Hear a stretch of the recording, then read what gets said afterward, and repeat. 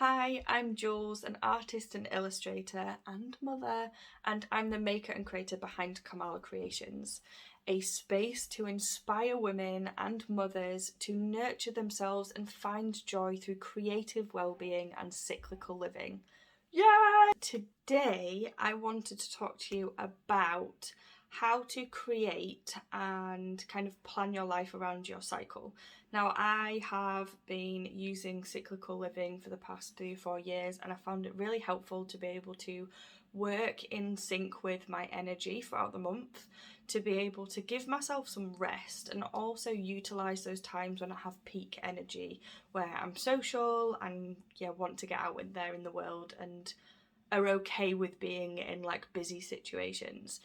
Because if we don't give ourselves that chance to rest and also be busy and outward focusing, then we will often hit burnout because we're not meeting our needs, we are not honouring our energy, and we're like succumbing to this go, go, go getter energy that, culturally has become the norm.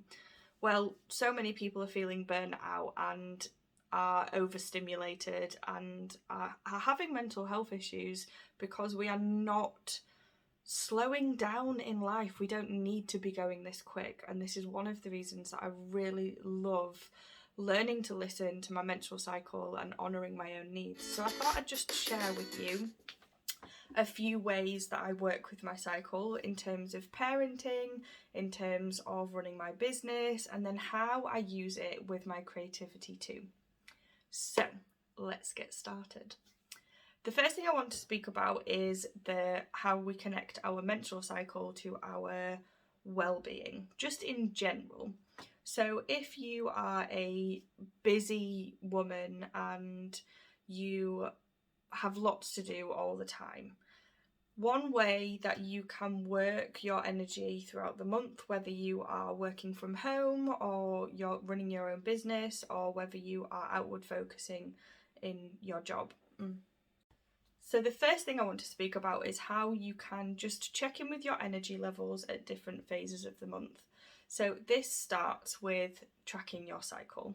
You need to get a good understanding of how long your cycle is, how long each phase is, get to know your crossover days from when you go from one phase to another, and also just reflecting on how your energy peaks and troughs throughout the month. This will give you lots and lots of insight to be able to play with, to be able to work with each time. And the great thing about tracking your cycle is that whatever comes up one month, you can amend the next month, you can tweak and you can play with, just to make it work better for you, to make life more enjoyable for you, and also to meet your own needs better. So you've got 4 different phases of the cycle, which I'm not going to go into in depth here because I do have a video on each phase of the cycle, so please go check that out. I've also got an ebook called A Guide to Cyclical Living, which goes into the history of, the stigma behind menstruation, and then a really in-depth breakdown of each phase of your cycle and how you can use nutrition, movement, mental and kind of like spiritual processes and well-being for each phase of your cycle. So definitely go check that out. But first, let's just talk about the spring phase of your cycle. So in the first 2 phases of your cycle, your inner spring and your inner summer, which is your pre-ovulation and ovulatory phases, you will find that you have a lot more energy. Especially in your pre-ovulation, you'll be emerging from your little cave and hibernation time from bleeding to like having this like awakening energy. You'll start to feel a bit more alive, you'll start to be a bit more energy full, and you will probably start feeling more comfortable in social situations. So when you've been hibernating in your inner winter, in your menstruation, it's a time of rest, and then you're springing into action. You're kind of, poking your head up out of the ground like a new flower and ready to have these more social interactions. So if you run your own business, you might arrange for, in these phases of your cycle, to do a lot of the outward facing work, whether that's having meetings, whether it's doing lots of video. If you're a content creator for your business, you might record all your content during these 2 phases when you've got the energy for it and you're okay with being seen. You might schedule social times with your friends. You might, plan dinner dates or, walks or whatever that might be, whatever socializing looks like for you. In the first 2 phases, it might be better to concentrate your socializing in the phase where you've got more energy for it and you can really utilize it. The next half of your cycle, which is premenstruation, which has the biggest, baddest rap, and that's just because a lot of people don't understand it. You've got 2 halves to your cycle. You've got your first 2 phases, your inner spring and your inner summer, and you've got your pre-menstruation and your menstruation, which is inner autumn and inner winter. Now the crossover phase, or the crossover days from your inner summer to your inner autumn, can be a bit of a slap in the face. You will notice a sharp dip in your energy. For me, I do anyway. It might be different for you.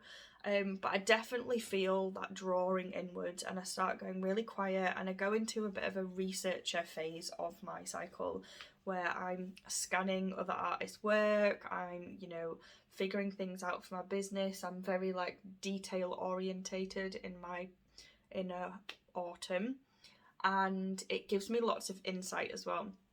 Your inner autumn will give you lots of spikes and trigger points that you may need to address, but don't address them straight away. Give yourself time to just, listen and feel into what's coming up for you. It might be that you are getting agitated with a partner.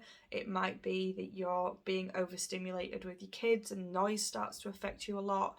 You might get cranky because you're needing to withdraw, yet you've got a busy life and you're struggling to take that time to rest. A lot of people don't recognize actually when we drop into your premenstrual phase that you may have over planned and over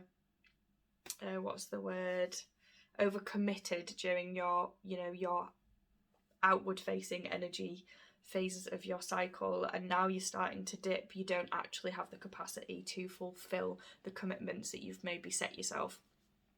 So take it easy during premenstruation. It's a time to really drop in and listen.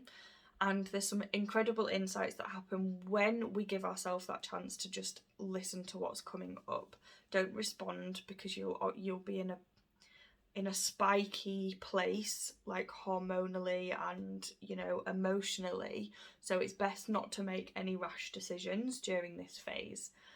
But start to give yourself some pockets of time where you can have some alone time if you can. If you're a busy parent, it might look having an hour for yourself. It might be delegating certain jobs to your partner or family, or asking for support, just to help you not cross over into that burnout crash point because you're trying to do too much.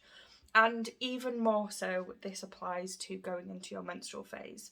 When you go into your menstrual phase, please make it the norm that you take a day for yourself on the first day of your bleed, if you can, even if it's an evening, if you're working full time, to really just allow yourself to be. Don't schedule anything. Have a bed day, have a duvet day, have a sofa day. Just take some time to slow down, to rest, to do some self-care, to just check in with yourself emotionally, and just to switch off from the world and all of the hustle and the bustle. Create your own little tent, create your own little red tent in your sacred space. You might just take yourself off to your bedroom. One thing that I would like to teach my children is that when it's the first day of my bleed, I want it to be a normal thing that they know that mummy retreats for a few hours, or half a day, or whatever time that I can get, just to be able to replenish myself, because I know that I can't parent from that space because I'm feeling extremely sensitive. I mean, I have to. There's no getting out of parenting. But I can ask for more support. So I can ask my partner to maybe do bedtime so that I can get a few hours to maybe journal or watch a film, or just have that time to be able to replenish my energy stores so that I can function like a human. And yeah, just be really gentle with yourself during your premenstrual and your menstrual phase. You might start to, think back to your premenstrual phase and all the things that were coming up for you, and kind of maybe decipher what was true and what can fall away and isn't applicable anymore. So I'd recommend writing an inner autumn list for things that come up. So it could be an argument with a friend or a partner or a family member. It could be feeling really burnt out and tired. You might end up having an existential crisis about your business, which is something that happens to me every time. Just make a list of what comes up for you. Things that made you unhappy, things that worked really well, and then you could do more of those. And when you come into your menstrual phase, you can start to really play with what was true. What do you want to take forward into your next cycle to be able to incorporate that into how you live in a cyclical manner? So it might be, oh, I didn't ask for enough support during my premenstrual and my menstrual phase. This time I'm going to let my partner know and my family members know where I'm at in my cycle, and that actually I need a bit more support of that time in the month. Because, if you're a busy parent or you're a busy human, it's okay to delegate and ask for support. Like, we have lost the essence of community in such an individualistic and fast-paced world, and it's important to cultivate that back for ourselves so that we don't feel alone and we don't feel isolated. So yes. Is there anything else that I would like to share with you in regards to this? No, I think that's it for today. So take the pieces that land for you from what I've spoken about. Start tracking your cycle. Have a look at the guide to cyclical living that I've created, and start to just make lists from each phase of your cycle of what's coming up for you. How are you feeling? What are your energy levels? What feels good? What isn't working? Have you been triggered by anything? Has anything emotional come up for you that maybe you need to work through? And have you taken time to rest? And have you had social time? Do you feel like your needs have been met? So enjoy. I love sharing about cyclical living because it's so important, and a lot of women or people that menstruate have forgotten, and because we haven't been taught about this way of living before, because a lot of schools kind of brush over learning about your menstrual cycle. But we've got this unique and really special opportunity to be able to get to know ourselves on a deeper level, and not for our menstrual cycles to happen to us, but for us to work with it. So have a wonderful day, and don't forget to subscribe, and please share this to people that menstruate or women that you feel would benefit from learning about this. I'd be so grateful.